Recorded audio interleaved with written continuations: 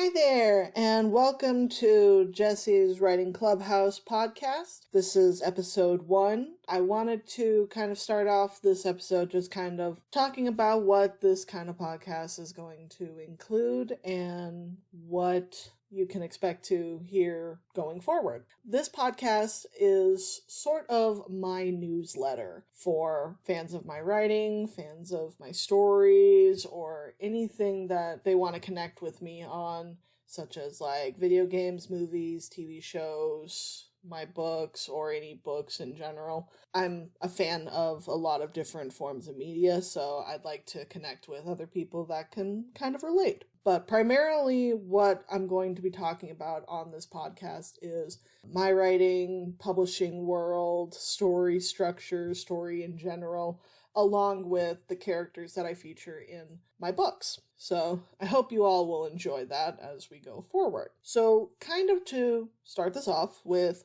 who am I? Who is this person that is speaking? Well, it's me. My name is Jessica Giaquinto. I write under the pen name J.A. Giaquinto.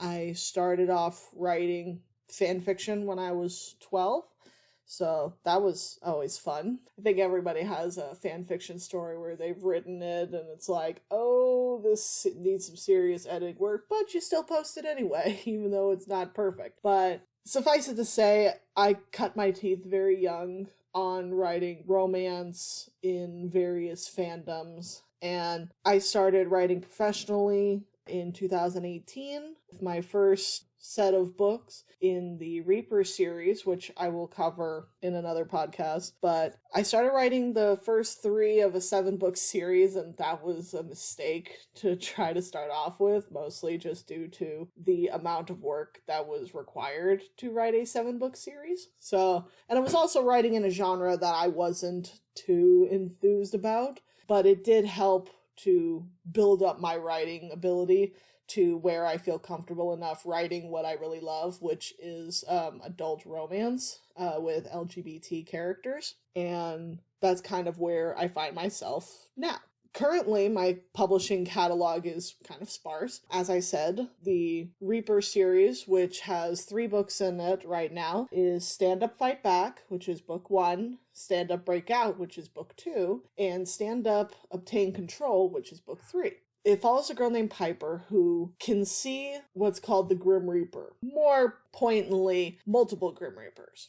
And she works with her friends to not only solve mysteries, but also to stop another Grim Reaper from destroying the world. Now, I'm going to preface this and say this set of books won't be available forever. They will actually be unpublished in the near future because I do plan to rewrite it, because I haven't completed the series, and I don't like the direction that it was kind of going in. So I need to actually plot it out and do my due diligence with it and give it the respect that it deserves. And I will be republishing it as an adult story, not a young adult, which is the genre that I wasn't too enthused about. But the stories that I am enthused about is what I'm currently writing right now, which is my Hunter x Slayer series. It is a series of vampire and werewolf romances in the paranormal romance kind of category. Heavy emphasis on psychology and romance in this. Each book is a standalone, but is part of a larger world. It starts with The Hunter and the Cultist. That one is book 1 and features the characters Gustav and Abel, which I will talk about in later episodes, but I wanted to at least give you a preface of what's going on. Hunter and the Cultist follows Gustav and Abel as Gustav is a rogue hunter, which he hunts bad vampires, and he follows them into a Old Testament style cult where he meets his life mate Abel, who is a member of this cult, and the misadventures and dealing with Gustav's past and Abel's loss of faith. So it's a pretty good book, if I do say so myself. But that has also leapt off into working on book 2, which is The Slayer and the Spy, which follows 2 characters you meet during The Hunter and the Cultist, named Cain and Bastion. I am still in the process of getting this finished. I am in about the final edits section, and I am enjoying it for what I've been able to do. I did struggle with the second draft, but that was due to some personal life issues that happened during the end of last year. And I'm ready to be done with this book so that I can actually get it out to readers, because I know a lot of people who read book 1 were really wanting to read book 2 with this particular couple. So I'm super excited to bring that to you. That leads into book 3, which is The Gamer and the Hacker, which is a female-female romance, and that features 2 characters that are also seen in book 2, trying to kind of connect each one of them. And this is for a woman named Colette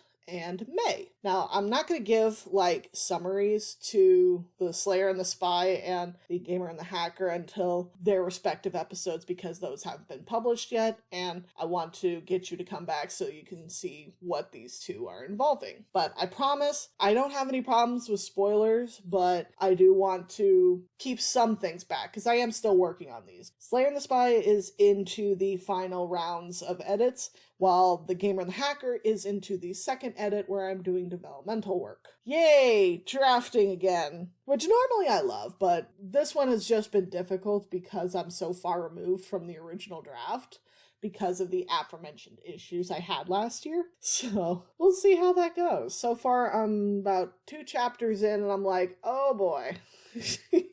But anyway, I do have plans for various other series, including a serial that I do want to have written and ready for Patreon subscribers who want to follow me. I will be setting that up in the coming months. It's a lot of work, so I gotta take time when I need to. I also am working on building up worlds for a space opera and a superhero series, which are both pretty, like, world-building heavy, so I don't want to give too much away because I'm still building that.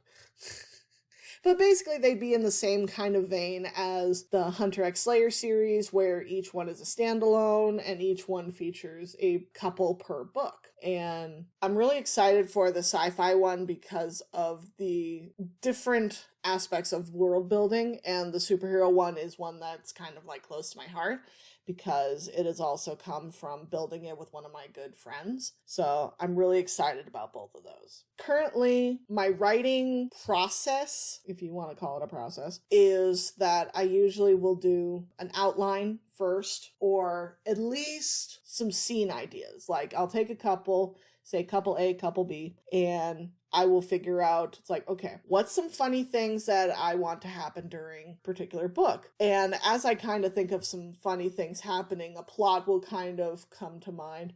But then I'll also think about it like, okay, well, what is this character's problem? What do they need to solve by the end of the book? And I will break all that down. I'll go through how I do all this in a later one. I'm starting to sound like Alton Brown on Goodies. Like, that's another show. But yeah, it's kind of a labor-intensive process in the beginning, but then I move on to, a lot of people would call it like a 0 draft, but I just call it a first draft.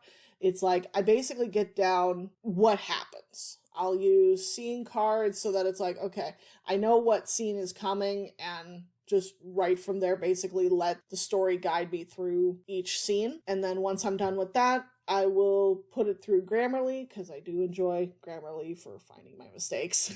And I also will print it out, usually at Office Max or Office Depot, whichever one is nearby. And then I will take a couple of different markers, mark down like missing scenes and description needed or anything like that. And then I will do second draft, which is adding in those scenes and basically doing as much as I can to blow it up, because I'm an underwriter. So my drafts tend to be a little anemic. And then I will move on from the second draft into line edits, where I'll use text-to-speech to listen to something else read my book to me, because as writers, I think we can all attest to mentally fixing it, but never actually seeing that there was a problem. But when you have like a robot voice reading it to you, you see all the problems.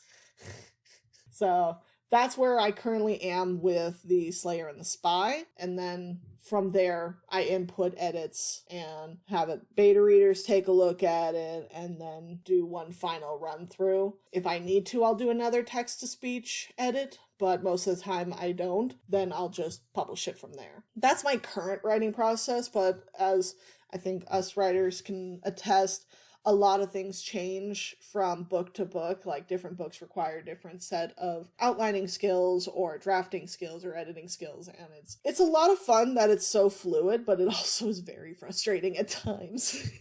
That's kind of what my process is, so you can kind of keep track of where I am. A lot of the stuff that I haven't like actively drafted is still like in the outlining phase. I did have some draft of the sci-fi and the superhero one, but because of some computer glitches, I lost those drafts. So I have to start from square one. Yay! Always fun. But now I'm smarter. I can figure stuff out now.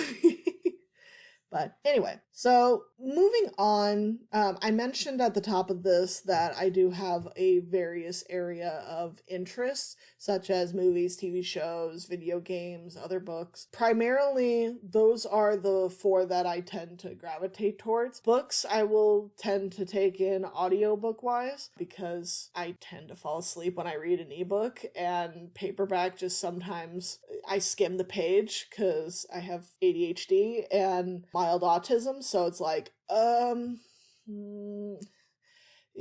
skim page. If there's way too much exposition, I tend to just kind of like blank out and start seeing dialogue. So that's kind of what informs my way of writing as well, because I love dialogue. Dialogue is great. Exposition I struggle with. I actually had an early beta reader who said it's like, you write scripts, don't you? It's like, well, I've taken various theater classes. And it's like, very is obvious in your writing. It's like, you write like a script writer. I'm like, that makes sense. Lots of dialogue, not a whole hell of a lot of description. So I've actively had to try and force the description. I also very much like movies. I tend to gravitate towards movies with like really solid plot, and romance is one that I very much enjoy. I will say that some of the older romance, like some of the stuff that came out of the rom-com genre, a little cringy, but then again, it's like product of its time. So you just gotta kind of look into that kind of process, because you can judge anything based off of what it looks like from a modern perspective. But if you look at it from, it's like, okay, these were the feelings of the time, and it's like, okay, that's understandable. You don't have to engage in it if that's something that really bothers you. So just move on. That's kind of how I feel about some games, because I'm a big video game nerd. I love tabletop. I grew up basically on Nintendo, PlayStation, and then I got an Xbox, and I have a whole bunch of video games. I did do PC gaming for a while, but nothing further than like Sims and Nancy Drew games. So I'm a big puzzle person. I love open world games for the most part. Some of them get a little overwhelming, but I do enjoy games that have a really solid plot to them, and one that allows me to really get invested in the characters. And one of the ones that really kind of kicked me in the teeth from, I think it was last year, I played through Cyberpunk 2077. I was kind of kicked in the teeth by that, especially by the realizations towards the end. And then I was like just devastated by what was going on. And I'm like, why? Now, if I had done my due diligence and actually looked into the cyberpunk genre, I probably could have had some idea of, it's like, okay, this is actually a norm thing. So, but I also got into Mass Effect just recently, and I completed 2 run-throughs of the original trilogy, and I've played through Andromeda twice, I think. And, like, I understand people don't like Andromeda for X, Y, and Z reasons, but it's all personal preference. And I think Andromeda is actually better than the trilogy. Unpopular opinion, I'm going to probably preface this, but I do think Andromeda is better. I do enjoy games with like a really strong story where you can really get close to the characters and the side characters and the story, and it's just one of the things I love. Then that leads into TV shows. I don't start a lot of new TV shows, mostly because it's like, do I want to do that investment? Because I'm a binge watcher. I will binge watch the crap out of something. but it's like, do I have the mental space to be able to handle this 10 to 12 season show? But I will say that there have been some exceptions where it's like, wow, I have gotten so sucked in. And one of those ones was for Leverage, which was a show that aired during, I believe it was the early 2000s or mid 2000s, about a group of thieves in various realms. And it's just such a good show. And I'm so glad that they brought back a redemption, like a sequel series. So I'm hoping that they end up adding more to that. So I tend to take ideas from various interests and I put them into my books. And I do end up getting like snippets of ideas also from reading, because I primarily have read adult romance for as long as I can remember. I did read through like the Harry Potter series. I read through, I think, the first 4 books of the Cirque du Freak series. I didn't read a lot of the mainstream stuff. Like, I didn't read Twilight, I didn't read Percy Jackson, I didn't read The Vampire Academy, and I don't think I missed out on anything because I got a lot of it from osmosis from other people. But I do enjoy reading the adult books. I actually had a very large collection of adult romances, like the Bodice Ripper ones. Those ones were wild. But when I started actually looking into getting back into reading, a couple years back when I started writing again, I'm like, maybe I could find books with like gay and lesbian characters. And I started finding a whole world of authors who that's primarily what they wrote. They wrote LGBT characters and characters who were in homosexual relationships. And I'm like, this is the kind of stuff I was wishing for when I was younger. So now that is primarily what I read. And I've made a lot of friends with others in the community who are very much like me, who enjoy reading LGBT works. And I'm slowly building up my catalog of books and getting rid of old ones that it's like I've either held on to for years and I never read, or books that I read and it's like looking back on it, it's like, was this actually good, or was this just me enjoying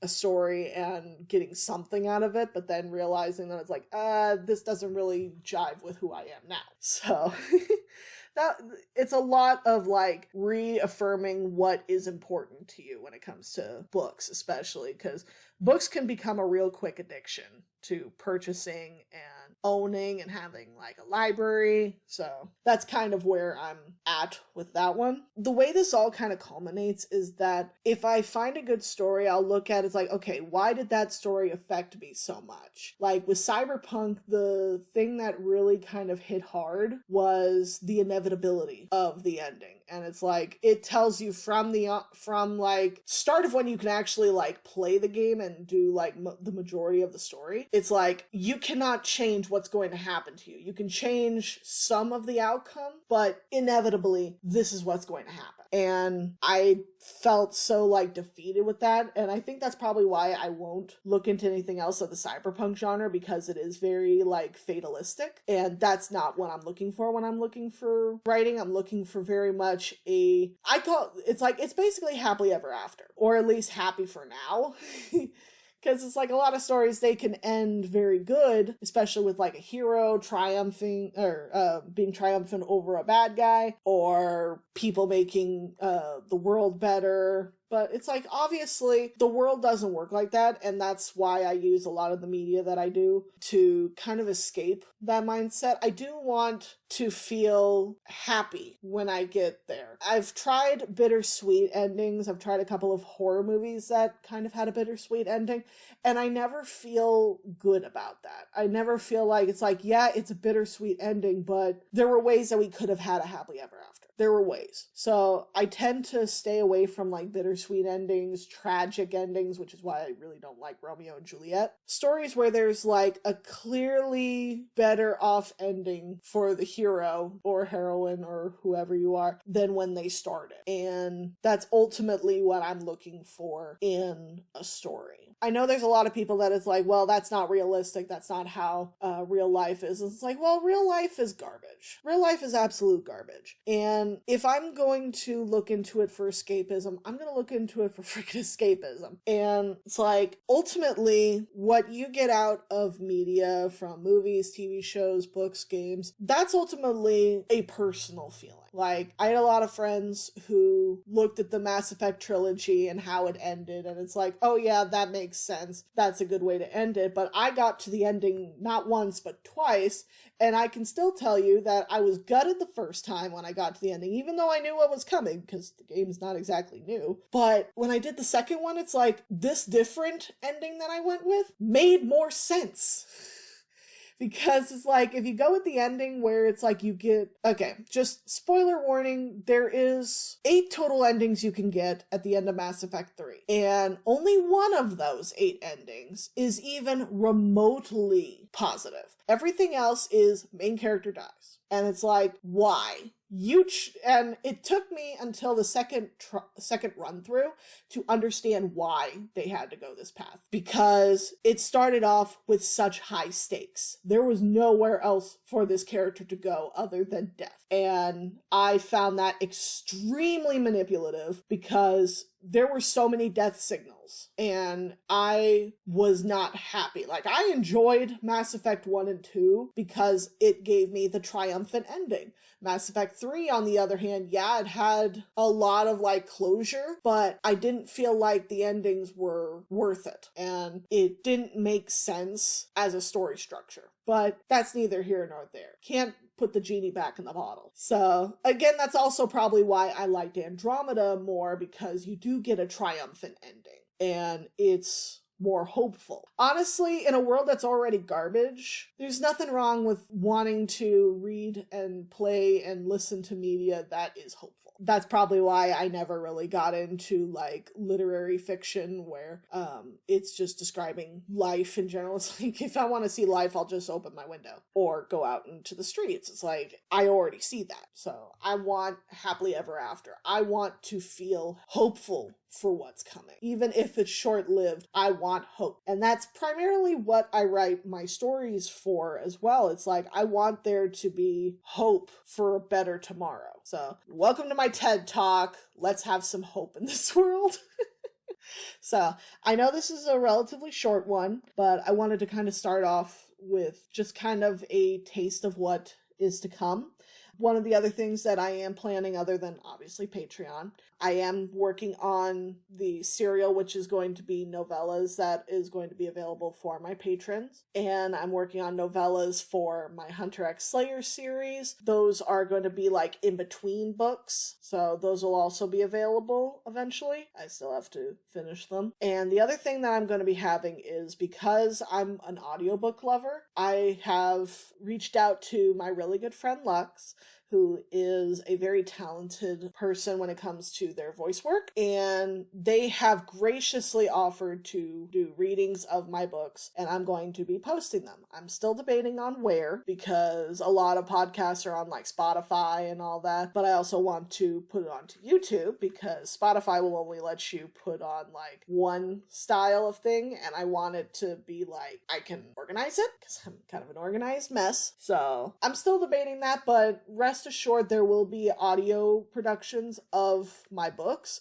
for those of you that prefer audio files to actually physically reading it. So be on the lookout for that, and I will keep you all updated. This is where I sign off. I thank you very much for listening, and you can check out my socials on Instagram, Facebook, Twitter, and YouTube, and I will leave all the links below if you want to reach out to me. I also do accept messages on Facebook Messenger and Discord. So thank you all for listening and coming into Jessica's Writing Clubhouse, and I will see you all in the next episode. Bye-bye!